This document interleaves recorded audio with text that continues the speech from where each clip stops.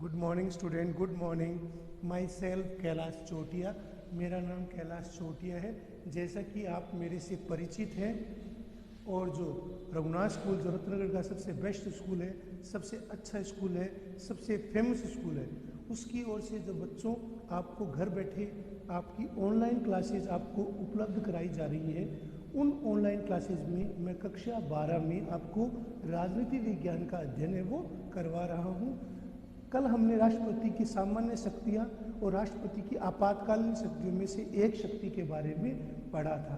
आज हम राष्ट्रपति की आपातकालीन शक्तियों के बारे में और प्रधानमंत्री की स्थिति के बारे में हम पढ़ेंगे। जैसा कि बच्चों मैंने राष्ट्रपति की जो सामान्य शक्तियाँ हैं उनके बारे में आपको बता दिया था। तो राष्ट्रपति की जो सामान्य शक्तियाँ हैं वो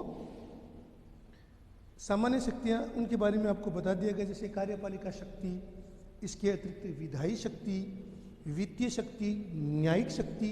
इसमें जो अनुच्छेद दिए गए उनको जरूर ध्यान में रखना आपको। जैसे कि कार्यपालिका शक्ति, जिसमें संविधान के अनुच्छेद 72 के अनुसार राष्ट्रपति को क्षमादान का अधिकार है। यदि किसी व्यक्ति को सर्वोच्च न्यायालय के द्वारा यदि मृत्युदंड दिया जाता है तो राष्ट्रपति को यह अधिकार है कि वो सजा याफ्ता व्यक्ति की सजा को कम कर सकता है, स्थगित कर सकता है, माफ कर सकता है या मृत्युदंड की सजा को आजीवन कारावास में बदल सकता है। इसी प्रकार विधायी शक्तियों के बारे में आपको मैंने बताया था कि कोई भी विधेयक तब तक कानून नहीं बन सकता जब तक कि राष्ट्रपति उस पर हस्ताक्षर नहीं कर दे। राष्ट्रपति के हस्ताक्षर करने के बाद ही बच्चों कोई भी विधेयक है वो कानून बन पाता है, कोई भी विधेयक है वो कानून बनता है। राष्ट्रपति ऐसे किसी साधारण विधेयक को संसद को लौटाकर पुनर्विचार के लिए कह सकता है, लेकिन यदि संसद इसे दोबारा पारित नहीं करे, संसद उसे दोबारा उसी रूप में पारित कर दे तो राष्ट्रपति को यदि पास भेजे तो ऐसी स्थिति में राष्ट्रपति को उस पर हस्ताक्षर करनी ही पड़ती है। ऐसी स्थिति में राष्ट्रपति है वो हस्ताक्षर करने के लिए बाध्य है। इसी प्रकार मैंने वित्तीय शक्ति में अनुच्छेद 85 बताया था, जिसके तहत राष्ट्रपति को ये अधिकार है कि वह संसद यानी लोकसभा को भंग किया जा सकता है। अनुच्छेद 85 के तहत बेनीवाल और अमित शाह, ध्यान से आपको समझना है ना इस चीज़ को, तो अनुच्छेद 85 के तहत वह लोकसभा को समय से पहले भी भंग कर सकता है, समय से पूर्व उसे भंग कर सकता है। तो राष्ट्रपति को यह अधिकार है कि वह कार्यकाल से पहले ही लोकसभा को भंग कर सकता है, जिसका उल्लेख अनुच्छेद 85 में दिया गया है। अब वित्तीय शक्तियाँ, भारत के राष्ट्रपति को व्यापक वित्तीय शक्ति हैं। अनुच्छेद 112 के अनुसार राष्ट्रपति संसद के सामने संघ की वार्षिक आय व्यय का लेखा जोखा, संघ की वार्षिक आय व्यय का लेखा जोखा है वो सदन के सामने प्रस्तुत करता है। अनुच्छेद 113 के तहत बिना राष्ट्रपति की सिफारिश के संसद से किसी भी प्रकार धन की मांग नहीं की जा सकती। तो ध्यान से देखो अनुच्छेद को, अनुच्छेद 112, अनुच्छेद 113 और अनुच्छेद 117 क्या कहता है? वित्त से संबंधित कोई भी विधेयक है बिना राष्ट्रपति की स्वीकृति के संसद में प्रस्तुत नहीं किया जा सकता। और वित्त विधेयक है वो सबसे पहले लोकसभा में प्रस्तुत किया जाता है, वो भी राष्ट्रपति की पूर्व स्वीकृति से। न्यायिक शक्तियों में मैंने आपको पहले बता दिया था, अनुच्छेद 72 के तहत राष्ट्रपति को किसी भी सजा याफ्ता व्यक्ति की सजा को कम करने, स्थगित करने, माफ करने और मृत्युदंड को आजीवन कारावास में बदलने का अधिकार दिया गया है, अधिकार है। तो मैंने आपको उसकी न्यायिक शक्तियों के बारे में बताया था। इन शक्तियों का प्रयोग वह राष्ट्रपति 3 प्रकार के मामलों में कर सकता है। पहला, उन सभी मामलों में जहां दंड किसी सैनिक न्यायालय द्वारा दिया गया है। दूसरा, उन सभी मामलों में जहां दंड ऐसे अपराधों के लिए दिया जाता है जो संघ की कार्यपालिका के अंतर्गत आती हैं। तीसरा, उन सभी मामलों के लिए मृत्युदंड मिला हो। राष्ट्रपति को क्षमादान संबंधी शक्ति है, वो राज्य के राज्यपालों को, सैनिक न्यायालयों के सैनिक अधिकारियों को क्षमादान की शक्ति, इसका उस पर कोई प्रभाव नहीं पड़ता। आपातकालीन शक्तियाँ, जैसे मैंने आपको बच्चों कल आपको राष्ट्रपति की आपातकालीन शक्तियों में अनुच्छेद 352 के बारे में बताया था। अनुच्छेद 352, तो अनुच्छेद 352 के अंतर्गत राष्ट्रपति को युद्ध, बाह्य आक्रमण, सशस्त्र विद्रोह की स्थिति में राष्ट्रपति को ये अनुभव हो जाए कि देश की सुरक्षा खतरे में है, तो ऐसी स्थिति में वह पूरे देश, संपूर्ण देश या अथवा उसके किसी एक भाग में अनुच्छेद 352 का प्रयोग करके आपातकाल की घोषणा है वो कर सकता है। तो अनुच्छेद 352 के तहत, अनुच्छेद 352 के अनुसार यदि राष्ट्रपति को यह समाधान हो जाए, ये विश्वास हो जाए कि गंभीर आपदा की स्थिति विद्यमान है, जिसमें युद्ध, बाह्य आक्रमण या आंतरिक अशांति है, युद्ध, बाह्य आक्रमण या आंतरिक अशांति के कारण भारत, पूरे भारत के लिए या उसके किसी एक भाग की सुरक्षा है वो संकट में पड़ गई है, तो वह अनुच्छेद 352 के द्वारा आपातकाल की घोषणा है वो कर सकता है। अनुच्छेद 352 के तहत राष्ट्रपति आपातकाल लगा सकता है। युद्ध, बाह्य आक्रमण या आंतरिक अशांति के कारण भारत या उसके किसी भाग की सुरक्षा है वो खतरे में पड़ गई है, सुरक्षा है वो संकट में पड़ गई है, तो अनुच्छेद 352 का प्रयोग करके राष्ट्रपति है वो आपातकाल की घोषणा है वो कर सकता है। ऐसा अब तक हमारे देश में 3 बार हो चुका है। पहला 1962 में भारत चीन युद्ध के दौरान, 1971 में भारत पर पाकिस्तान के आक्रमण के समय, और जून 1975 में प्रधानमंत्री इंदिरा गांधी के द्वारा आंतरिक अशांति के नाम पर आपातकाल की घोषणा है वो की गई थी। आपातकाल है वो देश में लगाया गया था। युद्ध और बाह्य आक्रमण का औचित्य वो स्वतः ही स्पष्ट हो जाता है, स्वतः ही स्पष्ट है।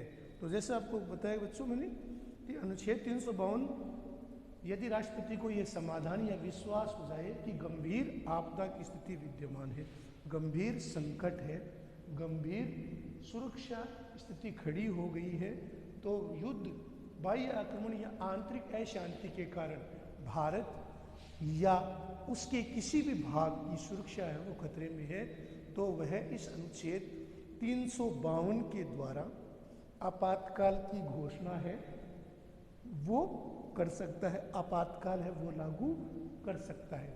अब तक हमारे देश में 3 बार, 1962 में भारत चीन युद्ध, 1971 में भारत पर पाकिस्तान द्वारा हमला, और 1975 में, जून 1975 में इंदिरा गांधी द्वारा आंतरिक अशांति के नाम पर आपातकाल की घोषणा है वो की गई थी। राष्ट्रपति ऐसी स्थिति में आंतरिक अशांति के आधार पर आपातकाल की घोषणा की गई थी। युद्ध और बाह्य आक्रमण का औचित्य स्पष्ट है। दूसरा हमारा राज्य में संवैधानिक तंत्र के विफल होने पर अनुच्छेद 356, जिसका सबसे अधिक हमारे देश में दुरुपयोग हुआ है, क्योंकि हमारे देश में लंबे समय तक एक ही पार्टी का शासन रहा था, तो उसकी पार्टी के जो राज्यपाल रहे थे, तो किसी भी राज्य में अव्यवस्था उत्पन्न करने के लिए अनुच्छेद 356 के द्वारा, इस अनुच्छेद के द्वारा कई बार इस अनुच्छेद का दुरुपयोग किया गया, और इस अनुच्छेद के द्वारा कई बार कई राज्यों में राष्ट्रपति शासन है वो थोपा गया था। अनुच्छेद 356, इस अनुच्छेद के अंतर्गत यदि राष्ट्रपति को राज्य के राज्यपाल या अन्य किसी माध्यम से ये ज्ञात हो जाए कि ऐसी स्थिति उत्पन्न हो गई है जिसमें उस राज्य का शासन है वह संविधान के उपबंधों के अनुसार नहीं चलाया जा सकता, तो राष्ट्रपति उस राज्य की मंत्रिपरिषद को बर्खास्त कर सकता है। ऐसी स्थिति में राष्ट्रपति शासन लागू करना कहते हैं। ऐसी स्थिति में उस राज्य में राष्ट्रपति शासन को लागू करना कहते हैं, जिसमें राष्ट्रपति को राज्यपाल या अन्य किसी माध्यम से पता चल जाए कि राज्य का शासन है वो संवैधानिक उपबंधों के हिसाब से नहीं चल रहा है, तो ऐसी स्थिति में वो मंत्रिपरिषद को बर्खास्त कर सकता है। इस स्थिति को राज्य में राष्ट्रपति शासन लागू करना भी कहते हैं। इस स्थिति को राज्य में राष्ट्रपति शासन की उद्घोषणा भी कहते हैं, जिसके तहत राष्ट्रपति है वो उस राज्य में राष्ट्रपति शासन की घोषणा कर सकता है। राष्ट्रपति की ऐसी घोषणा 2 महीने के भीतर संसद के अंदर रखी जाएगी, और दोनों सदनों द्वारा इसका अनुमोदन बेटा बहुत आवश्यक है। दोनों सदनों के द्वारा इसका अनुमोदन करना बहुत जरूरी है। यदि दोनों सदनों में ऐसा पास नहीं होता है तो राष्ट्रपति शासन है वो लागू नहीं रहता। किसी राज्य में राष्ट्रपति शासन 1 वर्ष की अवधि के लिए तभी जारी रह सकता है जब अनुच्छेद 352 के तहत देश में आपातकाल लागू हो। ऐसी स्थिति में उस देश में या उस राज्य में जो अनुच्छेद 356 है वो 1 वर्ष से अधिक समय तक रहता है। कि राज्य में चुनाव करवाने संभव नहीं है और चुनाव आयोग यह लागू कर दे कि 352 के तहत पूरे देश में आपातकाल लगा हुआ है और उस राज्य में चुनाव कराना किसी भी तरीके से खतरे से खाली नहीं है, तो ऐसी स्थिति में उस राज्य में चुनाव करवाना संभव नहीं है। लेकिन ऐसी स्थिति में किसी राज्य में 3 वर्ष से अधिक समय के लिए राष्ट्रपति शासन है वो लागू किसी भी हालत में लागू नहीं किया जा सकता।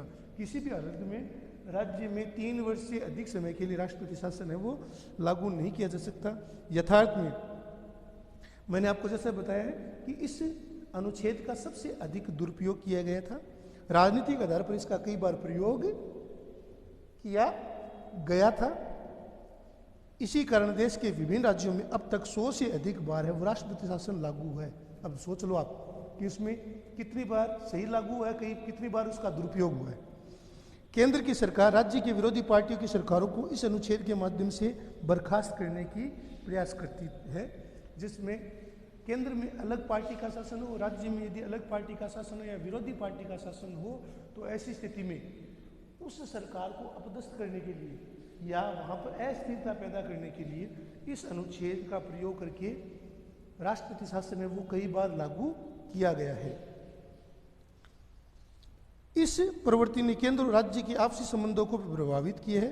1967 में जब केंद्र सरकार और अधिकांश राज्यों में कांग्रेस का ही शासन था, जैसा आपको पता है बच्चों, हमारे देश में लंबे समय तक कांग्रेस का शासन रहा था, तब केवल 7 बार ही राष्ट्रपति शासन लागू हुआ। लेकिन जैसे इसके बाद धीरे धीरे राज्यों में विपक्षी पार्टियों का शासन आने लगा, तब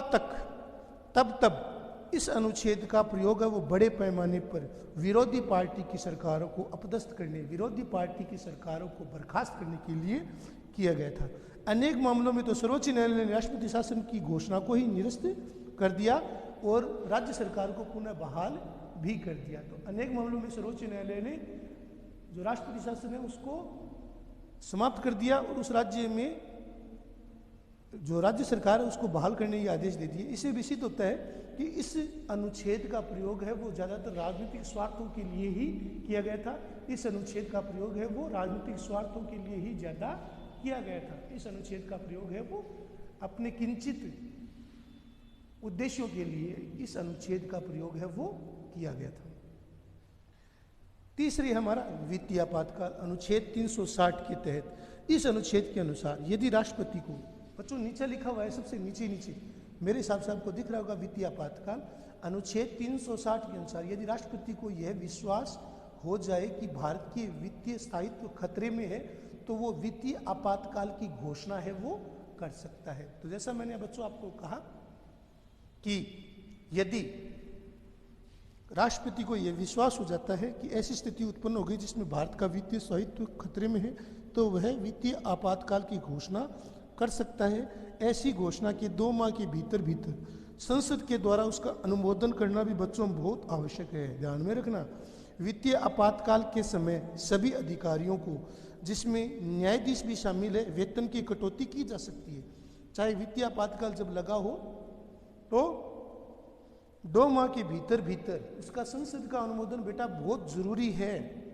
वित्तीय आपातकाल के समय जितने भी अधिकारी, कोई भी अधिकारी, चाहे सर्वोच्च न्यायालय का न्यायाधीश ही क्यों न हो, उनके वेतन में कटौती की जा सकती है। जब देश में वित्तीय संकट हो, रुपये का अवमूल्यन बढ़ जाए, महंगाई अनाप शनाप बढ़ जाए, बैंकिंग व्यवस्था कोलैप्स हो जाए, तो ऐसी स्थिति में राष्ट्रपति है वो वित्तीय आपातकाल है वो लागू कर सकता है। लेकिन हमारे देश का सौभाग्य रहा है कि आज तक हमारे देश में ऐसी कोई गंभीर आर्थिक संकट नहीं आया जिसके कारण हमें 360 का प्रयोग करके वित्तीय आपातकाल की घोषणा करनी पड़े।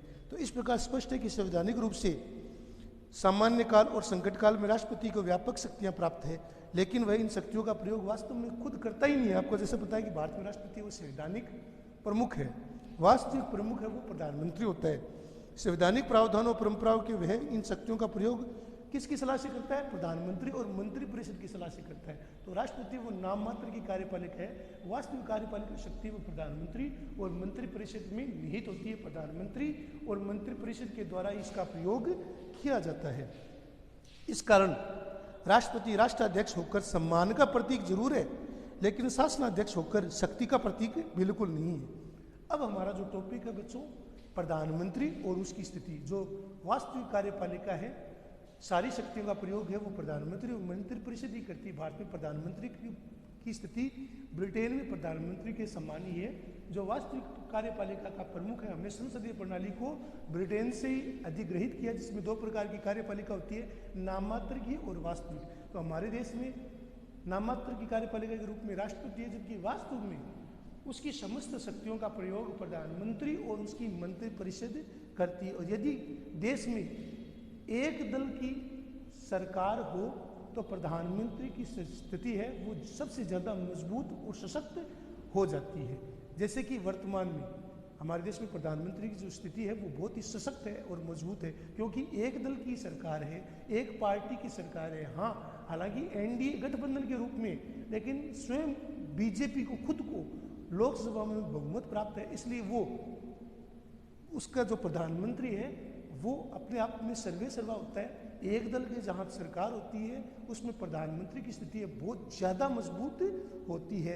वो स्वतंत्र रूप से मजबूती से देश हित में निर्णय ले सकता है, उसे अपने सहयोगियों पर निर्भर नहीं रहना पड़ता। तो प्रधानमंत्री की स्थिति एवं कार्य, हमारे देश में प्रधानमंत्री सबसे महत्वपूर्ण संस्थाओं में से एक है। जैसा कि बच्चों मैंने आपको बताया है, भारत में संसदीय व्यवस्था है वो ब्रिटेन से ली गई है। संसदीय शासन के दो स्वरूप होते हैं, एक तो नाममात्र की कार्यपालिका और एक वास्तविक कार्यपालिका। तो नाममात्र की कार्यपालिका हमारे राष्ट्रपति में निहित है, जबकि वास्तविक कार्यपालिका वो प्रधानमंत्री सहित मंत्री परिषद में निहित है। और यदि एक दल की सरकार हो तो ऐसी स्थिति में प्रधानमंत्री की स्थिति है वो बहुत सशक्त और मजबूत रहती है। प्रधानमंत्री की स्थिति है वो बहुत ही मजबूत हो जाती है। भारतीय संविधान के अनुच्छेद 53 में कहा गया है कि संघ की कार्यपालिका शक्ति राष्ट्रपति के पास होगी, जिसका प्रयोग वह प्रत्यक्ष रूप से अपने निम्नस्थ अधिकारियों के माध्यम से करेगा। संविधान का अनुच्छेद 53। हाँ बेनीवाल, ध्यान से सुन रहे हो ना, हमेशा बेटा ध्यान से सुन रहे हो ना। अनुच्छेद 53 क्या कहता है कि संघ की कार्यपालिका शक्ति किस में होगी? राष्ट्रपति में निहित होगी, जिसका प्रयोग वह प्रधानमंत्री अपने निम्नस्थ अधिकारियों या प्रधानमंत्री के सहयोग से करेगा। संविधान का अनुच्छेद 74 क्या कहता है कि राष्ट्रपति की सहायता के लिए और परामर्श देने के लिए, राष्ट्रपति की सहायता के लिए और परामर्श के लिए एक मंत्री परिषद होगी, एक मंत्री परिषद होगी जिसका हेड प्रधानमंत्री होगा। यानी प्रधानमंत्री है वो वास्तविक कार्यपालिका है। वह शक्तियों का प्रयोग स्वयं नहीं कर सकता, वह प्रधानमंत्री और मंत्री परिषद की सलाह मानने के लिए बाध्य है। हमारे देश में संसदीय प्रणाली वेस्टमिनिस्टर प्रणाली के मॉडल या ब्रिटेन की प्रणाली पर आधारित है। तो मैंने बच्चों आपको बताया है, जैसा कि बेनेवाल और हमेशा आपको पता है कि हमारे देश में वेस्टमिनिस्टर प्रणाली जो संसदीय प्रणाली हमने ब्रिटेन से ली है, जिसके तहत दो प्रकार की कार्यपालिका है, नाममात्र की कार्यपालिका और वास्तविक कार्यपालिका। नाममात्र की कार्यपालिका हेड राष्ट्रपति है, जबकि वास्तविक कार्यपालिका शक्ति है वो प्रधानमंत्री और मंत्री परिषद में निहित है। प्रधानमंत्री और मंत्री परिषद है वो समस्त कार्यपालिका शक्ति का प्रयोग है वो करते हैं। तो हमारे भारतीय संसदीय प्रणाली वेस्टमिनिस्टर प्रणाली के मॉडल पर आधारित है। इसी आधार पर समस्त कार्यपालिका शक्ति का प्रयोग है वो प्रधानमंत्री और उसकी मंत्री परिषद, या हम ऐसे कहें कि यदि एक दल की सरकार हो तो प्रधानमंत्री ही अधिकतर कार्यपालिका शक्ति का प्रयोग करता है और वह मंत्री परिषद का नेता होता है। भारत के पहले प्रधानमंत्री कौन थे बच्चों? पंडित जवाहरलाल नेहरू। और वर्तमान में प्रधानमंत्री कौन है? माननीय नरेंद्र दामोदर दास मोदी, या नरेंद्र मोदी है वो हमारे देश के वर्तमान प्रधानमंत्री है। जो भारत के प्रधानमंत्री हैं, प्रधानमंत्री के पद की शक्तियां और प्रतिष्ठा काफी हद तक उस पर धारण करने वाले व्यक्ति पर निर्भर करती है, उसके दल की लोकसभा में बहुमत पर निर्भर करती है। यदि लोकसभा में बहुमत होता है तो प्रधानमंत्री की स्थिति है वो बहुत ज़्यादा सशक्त और मजबूत होती है। यदि लोकसभा में मिलीजुली लोकसभा की तहत यदि किसी पार्टी को बहुमत न मिले तो मिलीजुली सरकार हो तो प्रधानमंत्री की स्थिति कमजोर होती है। एक दल जहाँ पर बहुमत लोकसभा में हो, एक दल का बहुमत हो, वहाँ पर प्रधानमंत्री की स्थिति मजबूत होगी। यदि गठबंधन की सरकार हो तो प्रधानमंत्री की स्थिति कमजोर होगी। वैसे वर्तमान में भी एनडीए गठबंधन है, लेकिन चूंकि बीजेपी को खुद को 303 लोकसभा की सीटें प्राप्त है, इसलिए प्रधानमंत्री की स्थिति, नरेंद्र मोदी जी की स्थिति वो बहुत ही सशक्त और मजबूत है। भारत में पंडित नेहरू जी, इंदिरा गांधी जी और नरेंद्र मोदी जी जैसे शक्तिशाली प्रधानमंत्री हुए तो मिलीजुली सरकारों में एच.डी. देवगौड़ा, इंद्र कुमार गुजराल जैसे कम शक्तिशाली या कम प्रभावशाली प्रधानमंत्री भी रहे हैं। प्रधानमंत्री का लोकसभा या राज्यसभा किसी एक का सदस्य होना आवश्यक है। प्रधानमंत्री का लोकसभा या राज्यसभा का किसी का एक का सदस्य होना आवश्यक है। यदि वो लोकसभा का सदस्य है तो बहुत ही अच्छा है, अन्यथा उसे राज्यसभा का सदस्य है वो बनना पड़ता है। तो प्रधानमंत्री की स्थिति है वो, यदि राष्ट्रपति प्रधानमंत्री नियुक्त होते हैं उसमें वह किसी सदन का सदस्य नहीं हो तो उसे लोकसभा या राज्यसभा में से किसी एक का सदस्य बनना पड़ता है और 6 महीने के अंदर अंदर उसे लोकसभा या राज्यसभा का सदस्य होना आवश्यक है। मंत्री परिषद की रचना, ध्यान से सुनना बेनीवाल जी और अमीषा बेटा, ध्यान से सुनो। मंत्री परिषद की रचना, और भवानी शंकर तेरा भी ध्यान पढ़ाई में रहना चाहिए, ठीक है ना? तो भवानी शंकर आप भी सुन रहे हो ना। मंत्री परिषद की रचना, भारतीय संविधान के अनुच्छेद क्या कहता है? 74 के अनुसार यह व्यवस्था की गई है कि प्रधानमंत्री की नियुक्ति कौन करता है? राष्ट्रपति करता है। और अन्य मंत्रियों की नियुक्ति प्रधानमंत्री की सलाह से राष्ट्रपति करता है। तो सर्वे सर्वा है वो प्रधानमंत्री है। तो अनुच्छेद 74 कहता है कि प्रधानमंत्री की नियुक्ति है वो राष्ट्रपति करता है और अन्य मंत्री परिषद की नियुक्ति वो प्रधानमंत्री की सलाह से होती है। प्रधानमंत्री की नियुक्ति मंत्री परिषद के निर्माण का पहला कदम है। प्रधानमंत्री की नियुक्ति अनुच्छेद 75 के अनुसार उस व्यक्ति को प्रधानमंत्री राष्ट्रपति नियुक्त करता है जिसे लोकसभा में बहुमत प्राप्त होता है। यदि जिसे लोकसभा में बहुमत का समर्थन प्राप्त होता है, यदि किसी एक पार्टी को लोकसभा में बहुमत मिलता है तो राष्ट्रपति सबसे बड़ी पार्टी के नेता को प्रधानमंत्री नियुक्त करता है। यदि गठबंधन सबसे बड़ा गठबंधन हो तो उसके नेता को, जो गठबंधन का नेता है उसे वो प्रधानमंत्री पद के लिए नियुक्त करेगा, उसको शपथ दिलाएगा। तो अनुच्छेद 74 और 75 क्लियर है ना आपकी? अनुच्छेद 74 क्या कहता है कि प्रधानमंत्री की नियुक्ति राष्ट्रपति के द्वारा की जाती है। प्रधानमंत्री की नियुक्ति है वो राष्ट्रपति के द्वारा की जाती है। जबकि अनुच्छेद 75 कहता है कि वह उस व्यक्ति को प्रधानमंत्री नियुक्त करता है जिसे लोकसभा में बहुमत होता है, जिसे लोकसभा में बहुमत होता है। वह एक निश्चित समय सीमा में उसे बहुमत सिद्ध करने के लिए आदेश दे सकता है। 10 दिन, 15 दिन, 20 दिन, 21 दिन का समय दे सकता है। मंत्रियों की नियुक्ति और विभागों का आवंटन, जैसा कि बच्चों आपको पता है भारतीय संविधान के अनुच्छेद 75 के अनुसार प्रधानमंत्री की सलाह से मंत्रिमंडल के अन्य सदस्यों की नियुक्ति करता है राष्ट्रपति। वह मंत्रियों के विभागों का आवंटन भी स्वयं करता है। प्रधानमंत्री अपने साथी मंत्रियों की सूची राष्ट्रपति को भेजता है जिसे राष्ट्रपति मंजूरी देता है, उसके बाद में शपथ दिलाई जाती है। मंत्रियों के प्रकार आपको पता है बच्चों, जैसा कि आपको पहले ही पढ़ा होगा, 10वीं में पढ़ा होगा आपने, मंत्रियों के 3 प्रकार होते हैं, कैबिनेट मंत्री, राज्य मंत्री और उप मंत्री। कैबिनेट मंत्री, राज्य मंत्री और उप मंत्री।